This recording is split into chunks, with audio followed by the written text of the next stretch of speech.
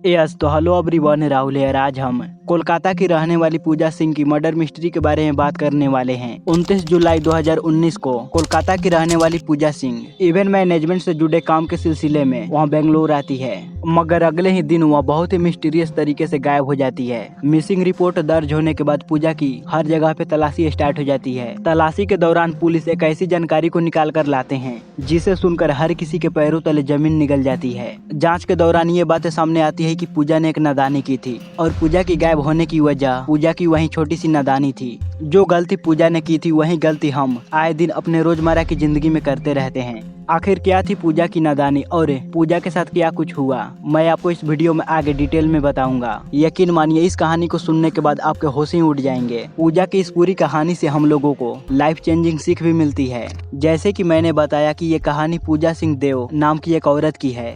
पूजा कोलकाता की रहने वाली थी और इनकी उम्र 32 साल थी। कुछ सालों पहले तक पूजा मॉडल की काम करती थी। बाद में इन्होंने इवेंट मैनेजर के रूप में काम करना स्टार्ट कर दिया था। पूजा की शादी 7 साल पहले ही हो चुकी थी और वो अपने हस्बैंड के साथ कोलकाता में ही रहती थी। 29 जुलाई 2019 को पूजा को काम के सिलसिले की वजह से बेंगलुरु आना पड़ता है। पूर्वग्राम बेंगलुरु के परम्परा अग्रहरा नाम के जगह पर होना था। अपनी डेली शेड्यूल के मुताबिक पूजा कोलकाता से फ्लाइट लेकर बेंगलुरु के कैंपागोड़ा इंटरनेशनल एयरपोर्ट पे लैंड करती है। एयरपोर्ट पे आने पर पूजा ओला टैक्सी को बुक करती है और वहाँ होटल पे आती है। जब पूजा एयरपोर्ट से होटल जा रही थी तो रास्ते के बीच पूजा और ड्राइवर के बीच कुछ बातचीत हुई। इस बीच ड्राइवर का बिहेवियर पूजा को बहुत ही अच्छा लगता है और इन्हीं बातों में पूजा होटल तक पहुंच जाती है। पूजा कार से उतरती है और होटल में जाने से पहले वह ड्राइवर को कहती है, अगर पॉसिबल हो तो तुम मुझे 31 जुलाई 2019 को सुबह 4 बजे मुझे इसी होटल से पिकअप कर लेना, क्योंकि सुबह में ही मेरी बेंगलुरु से कोलकाता के लिए फ्लाइट है।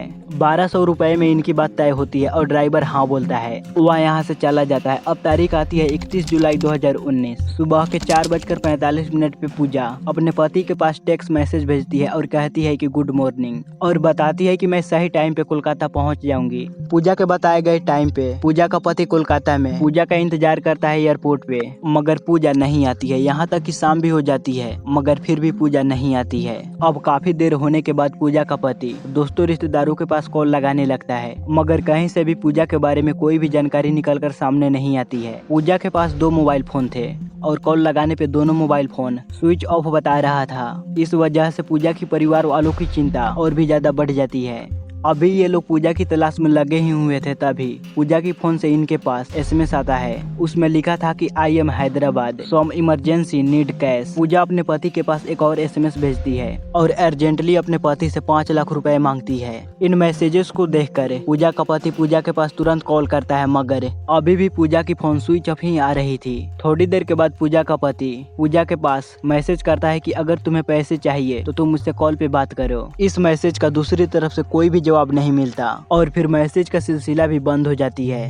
पैसों के डिमांड वाले मैसेज से पूजा के पति को शक होता है कि कहीं पूजा खतरे में तो नहीं है। वहां भागते हुए सीधा कोलकाता के न्यू टाउन पुलिस स्टेशन में पहुंचते हैं और यहां पर पूजा की मिसिंग रिपोर्ट को लिखवाते हैं। इस बीच वहां पैसे वाले मैसेज का भी जिक्र करते हैं। कोलकाता पुलिस मिसिंग रिपोर्ट को तो दर्ज कर लेती है, मगर इस रिपोर्ट पे कोई भी कार्रवाई नहीं करती। यहाँ तक कि कई दिन गुजर जाते हैं, लेकिन पुलिस वालों की तरफ से पूजा के घर वालों को कोई भी अपडेट नहीं मिलती। अब पूजा के परिवार में एक अलग तरह की हलचल मची हुई थी और वहीं बेंगलुरु में पुलिस एक केस को सॉल्व करने में उनके पसीने निकल रहे थे। बेंगलुरु में मामला ये थी कि 31 जुलाई 2019 को स्थानीय पुलिस वालों को कैंपागोड़ा इंटरनेशनल एयरपोर्ट के कंपाउंड में पड़े एक लाश की जानकारी देते हैं। जानकारी मिलते ही पुलिस की एक टीम वहां पर आती है और लाश की इन्वेस्टिगेशन करना स्टार्ट कर देती है। ये लाश एक औरत की थी। हालांकि इस औरत के चेहरे को पहचानना बहुत ही ज्यादा मुश्किल था, क्योंकि उसके चेहरे को बहुत ही बुरी तरह कुचल दिया गया था। इस डेथ बॉडी के आसपास कोई भी ऐसा क्लू नहीं बचा हुआ था जिससे इस औरत की पहचान हो सके। डेथ बॉडी मिलने के बाद पुलिस इस डेथ बॉडी की सारी जानकारी सभी पुलिस स्टेशन में पहुंचाती है और अलग अलग थानों में दर्ज मिसिंग रिपोर्ट को मंगवाती है, क्योंकि उन रिपोर्ट में दी गई डिटेल्स के आधार पर इस डेथ बॉडी की पहचान हो सके। मगर कहीं से भी इस डेथ बॉडी की पहचान नहीं होती है। काफी इंतजार के बाद जब इस डेथ बॉडी की पहचान नहीं होती है तो पोस्टमार्टम के बाद कानूनी कार्रवाई पूरी करने के बाद पूरे सम्मान के साथ पुलिस की निगरानी में इस औरत की डेथ बॉडी को सम्मान के साथ अंतिम संस्कार किया जाता है और उस डेथ बॉडी के पास मिले सम्मानी को इकट्ठा कर लिया जाता है। इसके अलावा अंतिम संस्कार से पहले डेथ बॉडी के शरीर पे बने टैटू का भी फोटो ले लिया जाता है। बेंगलुरु पुलिस उस औरत की डेथ बॉडी का अंतिम संस्कार कर दिया था, मगर अभी भी उनकी कोशिश जारी थी कि कैसे भी कर हमें उस औरत के परिवार को ढूंढना ही पड़ेगा। इसी कोशिश के दौरान पुलिस की जांच टीम बनाई जाती है और महिला के परिवार वालों को पता लगाना शुरू होता है।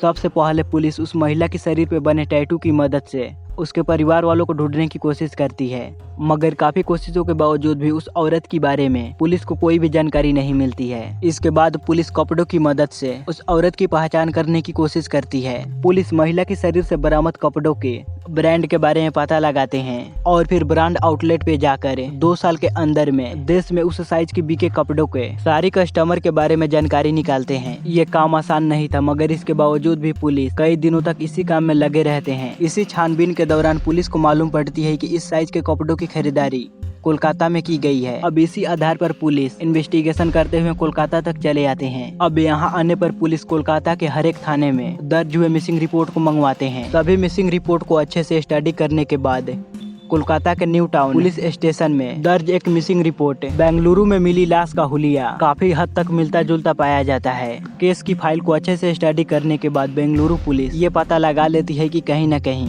कि बेंगलुरु में जो हमें लाश मिली थी वो किसी और की नहीं, पूजा सिंह देव की हो सकती है, और ये report Kolkata new town police station में दर्ज किया गया है।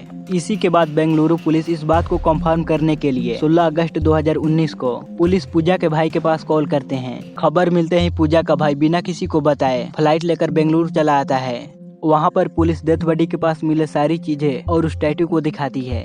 भले ही चेहरा नहीं दिख रहा था, मगर सारी चीजें देखने के बाद पूजा के भाई ये कंफर्म कर देता है कि ओ डेथ बॉडी किसी और की नहीं, मेरी बहन पूजा सिंह की थी। इसके बाद तुरंत पूजा का भाई अपने जीजा और अपने पिता के पास कॉल करता है और इन सारी वाकया के बारे में बताते हैं। जानकारी मिलते ही वो लोग भी अगले दिन फ्लाइट लेकर बेंगलुरु चले आते हैं। ये लोग भी बेंगलुरु आकर पूजा की आइडेंटिटी को कंफर्म करते हैं। अब जांच के दौरान कोलकाता पुलिस की बड़ी ही लापरवाही सामने आती है। पूजा के गायब होने के बाद पूजा के पति ने कोलकाता में उसकी मिसिंग रिपोर्ट लिखवाई थी। उस रिपोर्ट में पूजा को बेंगलुरु जाने के बारे में भी जिक्र किया गया था। ढंग से ये होना चाहिए था कि कोलकाता पुलिस तुरंत इस मिसिंग रिपोर्ट के बारे में बेंगलुरु पुलिस को इस बारे में जानकारी दे, मगर रिपोर्ट दर्ज होने के बाद कोलकाता पुलिस फाइल को वैसे ही धूल खाने के लिए छोड़ दिया, उस पर कोई एक्शन ही नहीं लिया। ये तो बेंगलुरु पुलिस की मेहनत थी जो पूजा के परिवार वाले मिल पाए।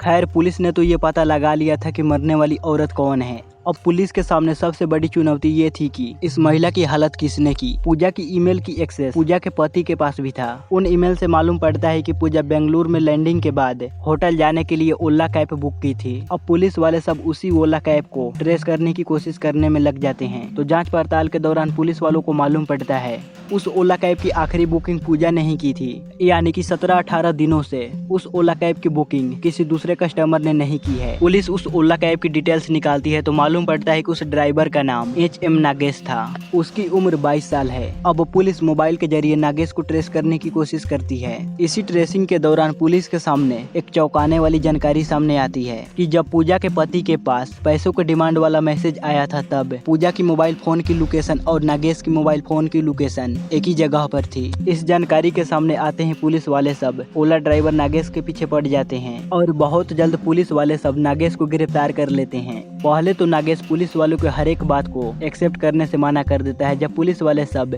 2-4 ढापर घिंच कर लगाते हैं और पूछते हैं, तब वह सच सच बताना स्टार्ट करता है। नागेश के खुलासे के मुताबिक पूजा ने ओला ऐप से नागेश की कार को बेंगलुरु प्रेसेंट रोड से सहारा पेवेलियन होटल तक छोड़ने के लिए बुक किया था। इसी सफर के दौरान पूजा ड्राइवर से काफी ज्यादा बातचीत करती है। नागेश का व्यवहार पसंद आने पर उसे कहती है कि अगली सुबह यानी कि 31 जुलाई 2019 को मुझे सुबह जल्दी एयरपोर्ट जाना है। अगर तुम चाहो तो मुझे आकर पिक कर लेना, क्योंकि इतनी सुबह मुझे दूसरी कार समय पर न मिले। नागेश इसके लिए राजी हो जाता है और इनके बीच 1200 रुपए तय होता है। ये डील होते ही नागेश के दिमाग में शैतानी ख्याल आने शुरू होते हैं। वहाँ पूजा को लूटने की प्लानिंग करने लगता है। नागेश को लगता है कि पूजा बहुत ही ज्यादा धनी है, यानी कि उसके पास बहुत सारे पैसे हैं। अब इसी लालच में नागेश पहले तो दुकान से चाकू खरीदता है और उस चाकू को वहाँ अपने कार के सीट के नीचे छुपा देता है। इसके अलावा वहाँ कार का जैक रॉड अपने पास ही रख लेता है। अब डील के मुताबिक नागेश पूजा को लेने के लिए सुबह 4:45 पे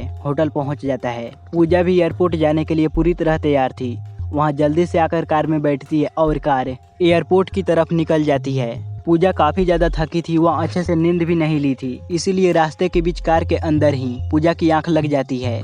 अब जैसे ही नागेश को लगता है कि पूजा सो गई तो वह एयरपोर्ट के रास्ते को छोड़कर दूसरे किसी सुनसान रास्ते की तरफ अपनी कार को मोड़ लेता है। अब पूजा नींद में थी, इसीलिए उसे इस बारे में नहीं मालूम पड़ती है। अब नागेश अपनी कार को लेकर एक सुनसान इलाके में आ चुका था। वहाँ सुनसान इलाके में आते ही कार को रोकता है और पूजा को नींद से जगाता है और पूजा को उसके पास मौजूद हर एक सामान को जल्द से जल्द देने के लिए कहता है। पूजा अपना सामान देने से इनकार कर देती है और वह जोर जोर से चीखने लगती है। वह चीख पाती उससे पहले ही नागेश अपने कार से एक रॉड को निकालता है और पूजा के सर पर बहुत ही जोर से वार करता है। अब रॉड की चोट की वजह से पूजा वहीं पर बेहोश होकर गिर जाती है। पूजा के बेहोश होने के बाद नागेश जल्दी से पूजा को उठाकर जल्दी से अपने कार के अंदर डालता है और वहाँ पूजा को लेकर का दायरा बनहली नाम के जगह पर चला जाता है। यहाँ आकर वह अपनी कार को एयरपोर्ट के कंपाउंड में खड़ा करता है। यहाँ कार रुकते ही पूजा को होश आती है। वह दरवाजा खोलकर लड़खड़ाते हुए यहाँ से भागने की कोशिश करती है। ये देखकर नागेश पूजा के पीछे दौड़ता है और अपने पास रखा चाकू को निकाल कर पूजा के ऊपर ताबड़तोड़ हमला करना स्टार्ट कर देता है। लगातार चाकू की वार की वजह से पूजा पूरी तरह लहूलुहान हो जाती है। वह मदद के लिए चीख भी रही होती है, मगर इतनी सुबह उसकी आवाजें सुनने वाला कोई नहीं था। पोस्टमार्टम रिपोर्ट के मुताबिक पूजा के ऊपर कम से कम 22 बार चाकू से वार किया गया था। इतने हमले के बावजूद भी पूजा की सांसें अभी भी चल रही थी। अब ये देखकर नागेश को काफी ज्यादा गुस्सा आता है। वहाँ पास ही में रखा एक पत्थर को उठाता है और उसके छाती पर बहुत ही जोर से वार करता है। पत्थर की वार की वजह से पूजा की सांसें टूट जाती है। नागेश ने तो पूजा की जान ले ली थी, मगर उसे एक डर सता रही थी कि पूजा की पहचान हो जाएगी तो मैं पकड़ा जाऊंगा। इसीलिए वह उसी पत्थर को उठाता है और वह पूजा के चेहरे पर बार बार हमला करने लगता है। नागेश पूजा के चेहरे पे तब तक पत्थर से वार करता है जब तक पूजा की चेहरा बुरी तरह खराब ना हो जाए। अब चेहरा पूरी तरह खराब होने के बाद नागेश पूजा की डेथ बॉडी को वहीं झाड़ियों में फेंक देता है। इसके बाद वह पूजा के पास रखे सारे सामान को अपने कब्जे में ले लेता है। अब नागेश को पूजा के पास से उम्मीद था कि मुझे करीबन लाखों रुपए से ज्यादा मिलेंगे, लेकिन पूजा के पर्स में सिर्फ 500 रुपए और 2 क्रेडिट कार्ड थे। इसके अलावा पूजा के पास 2 मोबाइल फोन थे, एक एप्पल का था और दूसरा वीवो कंपनी का था। नागेश 500 रुपए और दोनों मोबाइल को लेकर यहाँ से चला जाता है। पास की मोबाइल के दुकान पे जाकर किसी भी तरह कर वहाँ वीवो फोन की IMEI नंबर को बदलवा देता है ताकि मेरी चोरी किसी से पकड़ी न जाए, और आईफोन को सस्ते दामों में बेच देता है। इसके अलावा वहाँ पूजा के मोबाइल वॉलेट से करीबन 1000 रुपए अपने फोन के अंदर ट्रांसफर कर लेता है। इसी के बाद वहाँ वीवो मोबाइल से अपनी टूटी फूटी अंग्रेजी में पूजा के पति से 5 लाख रुपए का डिमांड करता है, मगर टूटी फूटी अंग्रेजी को देखकर पूजा के पति को यकीन हो जाता है कि ये शब्द पूजा के तो नहीं लिखे गए हैं। इसी के बाद वहाँ पूजा की मिसिंग रिपोर्ट को लिखवाने के लिए पुलिस स्टेशन जाते हैं। पुलिस के मुताबिक ये सब कुछ टल सकता था अगर पूजा ने छोटी सी नादानी नहीं की होती तो। दरअसल पूजा ने जब ड्राइवर से सुबह सुबह पिक करने की बात की थी तो ये डील ओला ऐप के माध्यम से नहीं, बातों के जरिए डील हुई थी। पुलिस के मुताबिक पूजा ने अगर ये राइड ऑनलाइन की होती तो शायद नागेश ऐसा नहीं कर पाता, क्योंकि ऐसी स्थिति में ड्राइवर का पकड़े जाने का खतरा बहुत ही ज्यादा रहता है और इस स्थिति में उसके पास मदद बहुत ही जल्दी पहुंच जाती है। लेकिन कुछ पैसे बचाने के लिए या फिर सुबह जल्दी कार न मिलने की वजह से पूजा ने ड्राइवर से ऑफ द प्लेटफॉर्म डील कर ली, यानी कि बातों ही बातों में बातचीत कर ही इस डील की कीमत पूजा को अपनी जान देकर चुकानी पड़ी।